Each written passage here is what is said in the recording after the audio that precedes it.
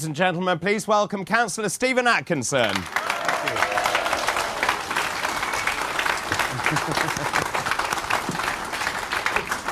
It's so nice to see you. I had such a ball when I came to see you. I have to tell you, by the way, when I went to Lancashire County Council, I arrived and they'd formed a guard of honour outside the council building. I didn't know quite what to do. It's a huge task that you've undertaken. How's it been, those first few months? I mean, it must feel like a long time now. It feels like a lifetime. But we have, I mean, just to give you the scale, 2.3 billion turnover, 13,500 members of staff, and we've got to bring all those people with us. And we've worked really hard to make them feel secure, make them feel that they can deliver. We're cutting away the knotweed of years of policy that's kept them suppressed. We're setting them free to deliver. So, yeah, it's been tough. And as Nigel said, when you lift the bonnet, you see a lot of unpleasant things. And we've lifted the bonnet. We're seeing things that we're thinking, wow, why did they do that? Why did they do that? So one of the big criticisms we had at the beginning was, you have no experience. But we have some of the brightest people I've ever seen in politics. So it's interesting you say that. I was very struck by the age differences, the people in your cabinet, they're all different ages, different experiences, different walks of life. So refreshing, actually, because they've actually done something. Absolutely. They've worked in the United States, they've had lots of different careers, and they bring all that experience and all that knowledge and all that challenge every day. And, you know, I was just looking at this morning when I went on the car park. We're the first in at 7:30. Yeah. We leave at 6 o'clock. We have respect from the staff. We respect the staff. But and the staff can feel the change. They can feel this is a time for change, a chance for change, a chance to deliver more. And I saw that because we were walking down the corridor and I think we were talking about the fact you were concerned that the staff would be against a reform-controlled council. It's quite the contrary. In Lancashire it is. Yes. And we've worked really hard on that. We've given them the chance to shine. We've motivated them. But we are there to hold them to account. We are there to set the policy.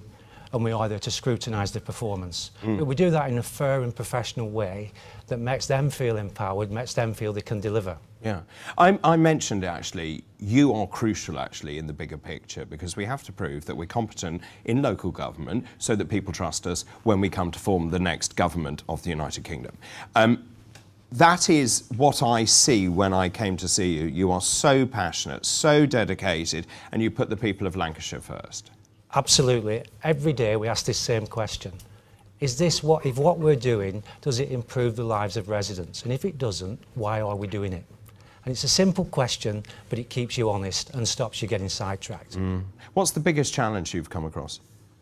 The previous two administrations invested all of our reserves in government and corporate bonds, £550 million, and they've lost £350 million in value.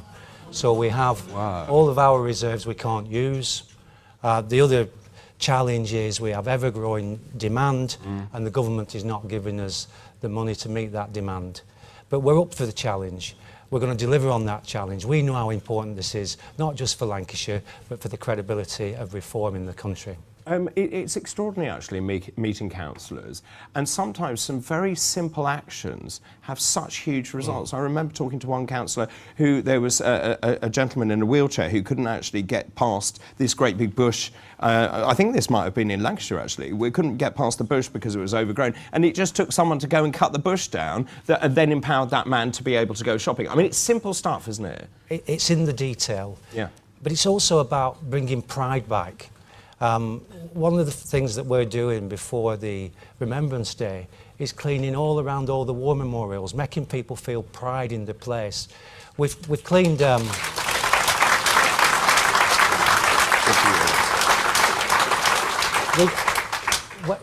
you look at the signs in Lancashire, they've not been cleaned, the roadsides, in 25 years. We've cleaned over 4,000. It's little things that doesn't cost a lot of money but makes people feel pride where they are, makes them feel part of a community, makes them feel a sense of being in that place. And civic pride is something that never gets talked about, and we've brought it into our policy portfolio for this year. And do you think that's had a difference? Because most ordinary people, I don't think, have really thought much about their council, or at least who's running that council. Has that changed since you've been in? Absolutely. I think traditionally a lot of politicians have been passengers. They haven't been open to challenge. They haven't been open to those conversations. Why are we doing this? Why are we not doing that? And we bring a total fresh outlook on this. And the great thing is about the 53 councils you mentioned, is we're a family. We don't fall out. We don't play politics. We just all push forward to deliver for people of Lancashire. We're aware of the responsibility we have, and we're determined to deliver. Can I just ask you? Well done. One of the things I enjoy every week is watching how many councillors we've gained every single week, and I think we won 4 out of 5 elections last week. We have some more tomorrow. Tomorrow. But just in terms of that, we are looking for people to stand to be a councillor. Now, I know there are lots of people probably in this room who may well think, I want to stand, or at least I'm thinking about it, or be interested. What would you say to those people, or indeed watching at home, who think, I want to do something, I want to restore civic pride, I want to put something back into my community, I actually want these places to thrive and to grow? What's your message to them? Well, I always think of what Edmund Burke said, and I'll paraphrase this. All it takes for bad things to happen is for good men and women to do nothing. And I think we've got good men and women in this country who can now see that they need to do something. They love the country, they love the family, they love the community. And I don't think there's a better way of doing that than being a councillor, because you are really rooted in your local surroundings. I would say it is rewarding, and sometimes you'll be a lonely voice, but if you're honest to yourself, honest to your principles, you'll be respected, and you'll make a difference to many people at a very local level, where you interact with people on their lives every day. So it's a fantastically satisfying thing to do. And don't worry about not having a lack of experience. Just worry about being there for the right reasons, and it will all fall into place. That's a brilliant message.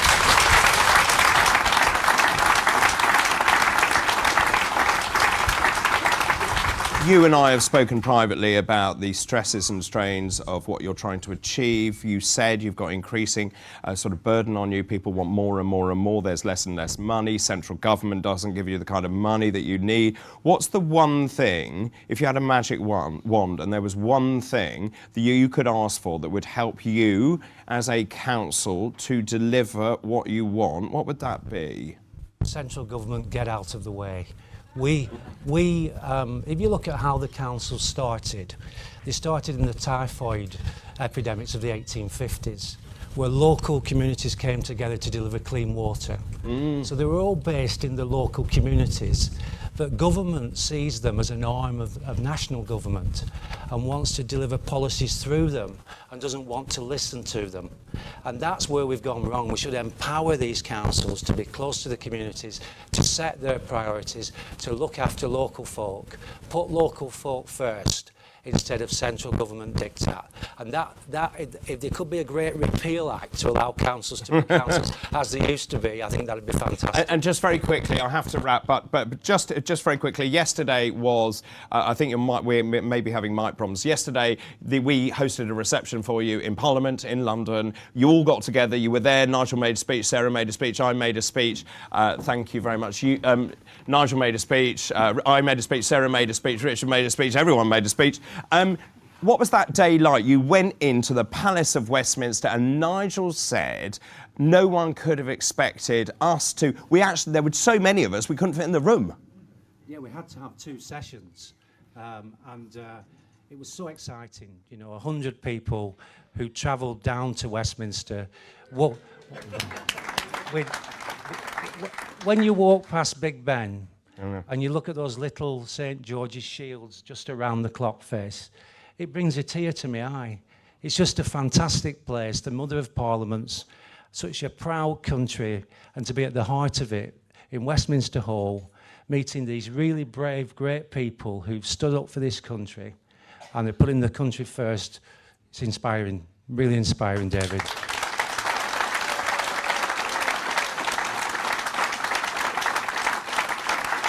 Look, I have seen how committed, how dedicated you are, how passionate you are. I had the great privilege to come and meet you and all your councillors and the team running that council. I think you're doing a tremendous job, don't you, ladies and gentlemen? Thank you very much.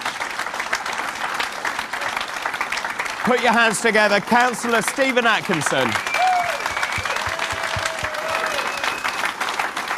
Thank you very much.